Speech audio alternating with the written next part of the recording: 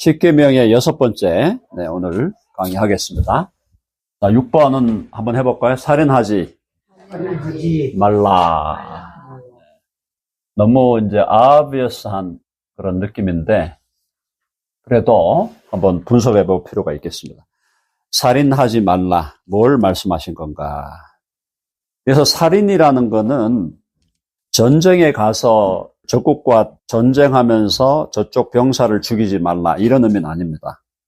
전쟁에 임했는데 싸워야 되잖아요. 어쩔 수 없이. 그러면 전쟁 상황에서 적국에 있는 사람을 총으로 쏴서 죽여야 돼. 그러면 그거를 금하는 건 아니에요. 그것도 살인 아닙니까? 그렇게 주장하는 분들이 있는데 그건 아닙니다. 자, 그럼 뭐냐? 여기서 살인하지 말라는 게, 살인은 고의적입니다. 고의적이고 의도적으로 그 사람의 생명인데요. 여기서 생명은 일단 육신적, 생물학적 생명이죠.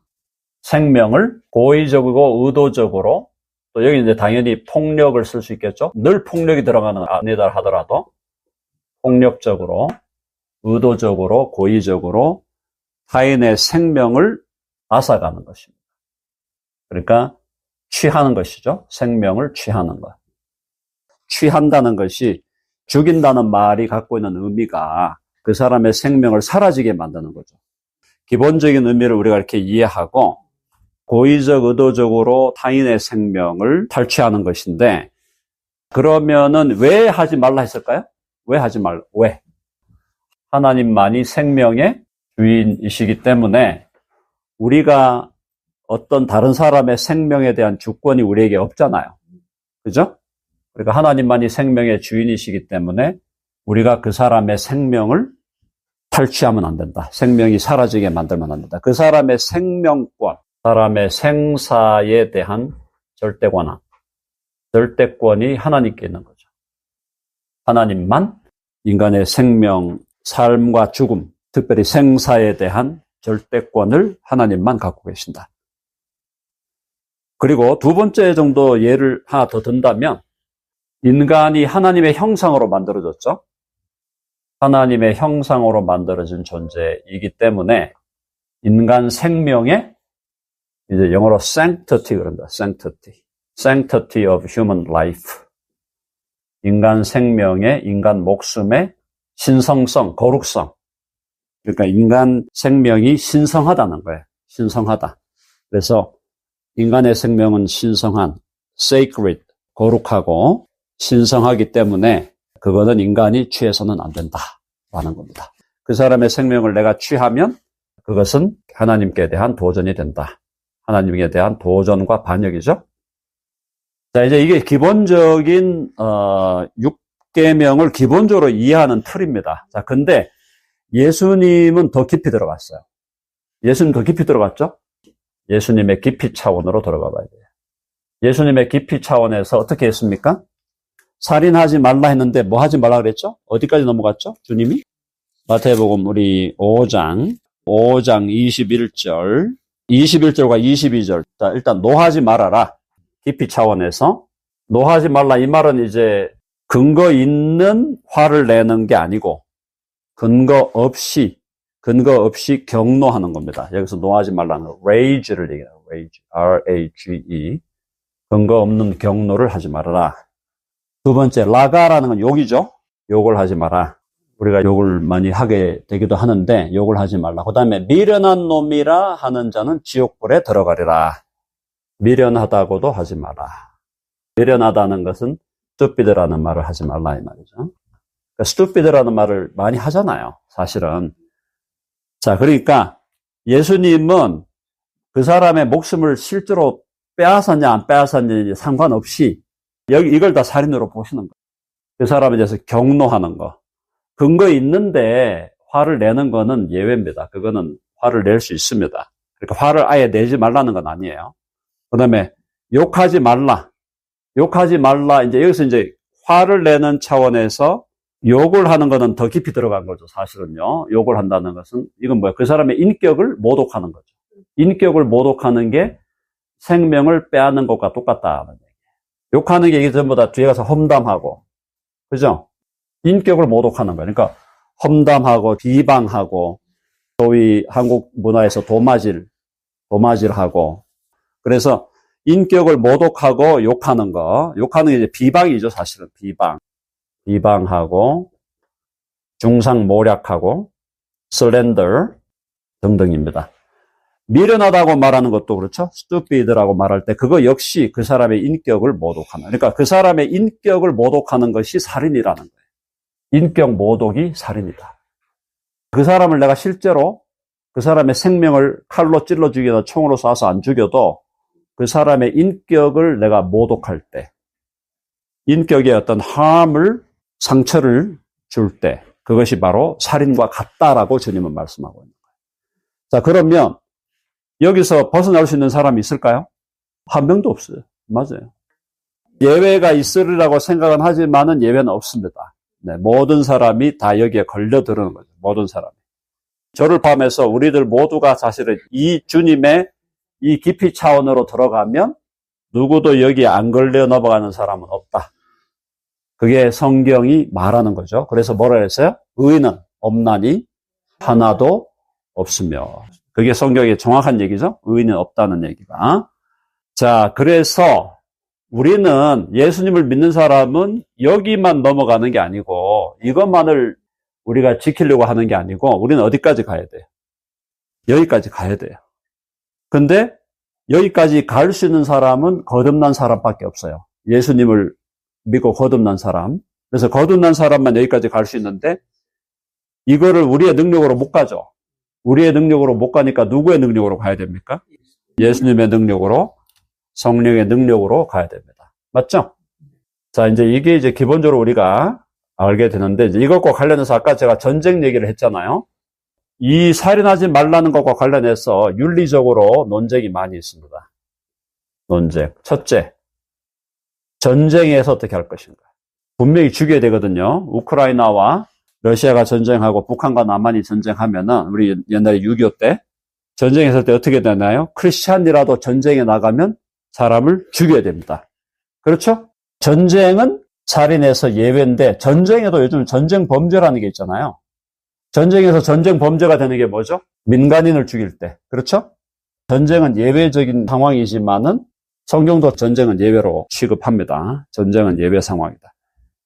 그런데 오늘날 현대 전쟁에서는 민간인 살해에 대해서는 전쟁 범죄로, 그러니까 군인들끼리는 죽일 수 있다 이거예요.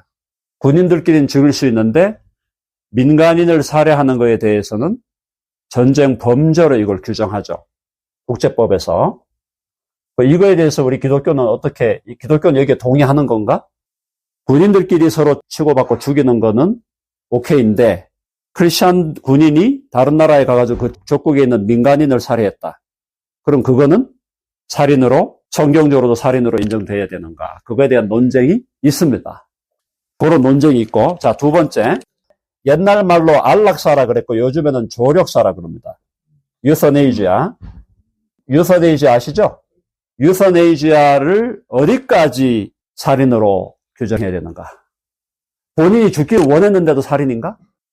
나 죽여주시오. 나 지금 도저히 못 참겠어요. 내 지금 이 페인을 못 참겠으니까 나 그냥 약 쏴가지고 날 죽여주세요. 라고 했을 때 의사가 실제로 죽여준 사람 있잖아요. 조력으로. 실제로 있잖아. 유럽에는 그런 사람이 실제로 합법화돼 있고. 그러니까 지금 안락사와 조력사. 이게 이제 이슈예요. 지금 신학적으로. 그 다음에 세 번째는 우리가 또 잘 아는 게 낙태죠. 그죠? abortion. 자, 다른 사람의 주장은 할 거 없고 기독교적으로만 정리하겠습니다. 낙태, 기독교적으로 낙태. 살인이죠? 왜? 우리는 컨셉션이 일어나는 순간부터가 생명이라고 봅니다. 그렇죠? abortion, 이거 살인이에요. 기본적으로 낙태가 살인이라는 것은 우리 성경을 믿는 복음주의자들이 다 거기는 동의를 하는데 거기에 예외를 두는 경우가 있습니다. 그래서 하나가 성폭력에 의한 임신, 두 번째가 근친상간입니다.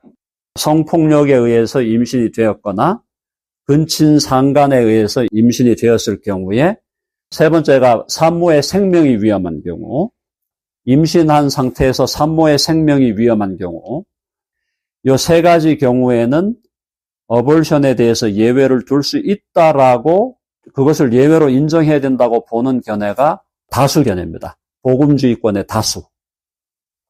그러면 안락사와 조력사에 대해서도 어디까지를 괜찮은 걸로 볼 거냐. 그러니까 어디까지 살인이 아닌 걸로 볼 거냐 이거예요.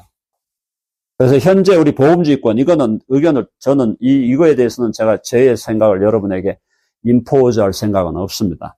그러나 다만 이거에 대해서 현재 복음주의권의 대체적인 합의는 연명치료, 소위 이제 연명치료라는 게 의학적으로도 물론 어느 정도 정리가 돼야 되겠지만, 연명치료만 하는 상황에서 의료기구를 제거하는 거, 숨 쉬는 걸 도와준다든가, 그러니까 그냥 놔두면 사라지는 생명인데, 그 생명을 연장하기 위한 그 도구를 제거하는 거.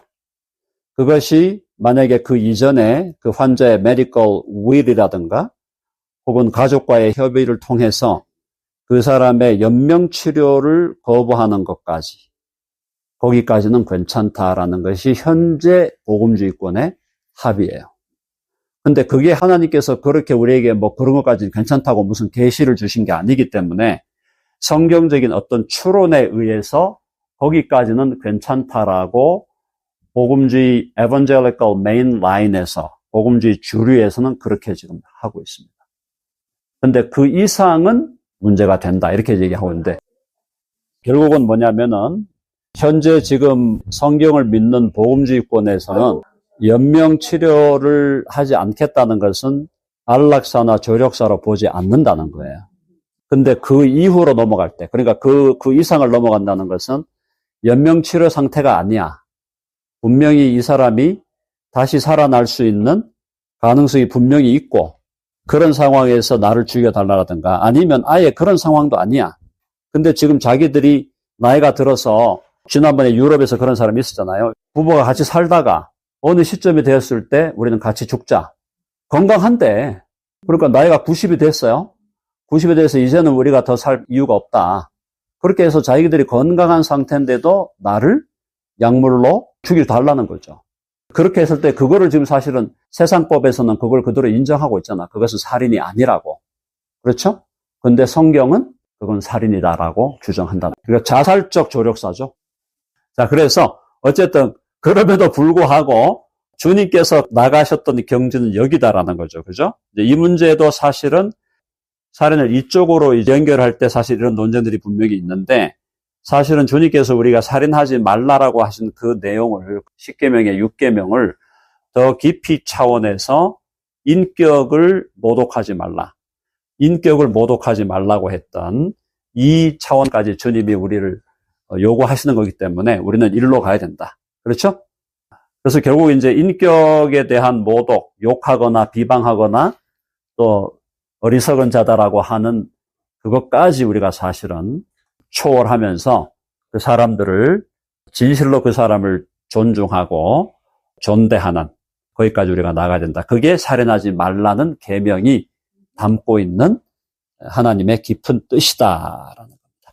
일단 강의는 여기까지 일단 제가 마무리하겠습니다.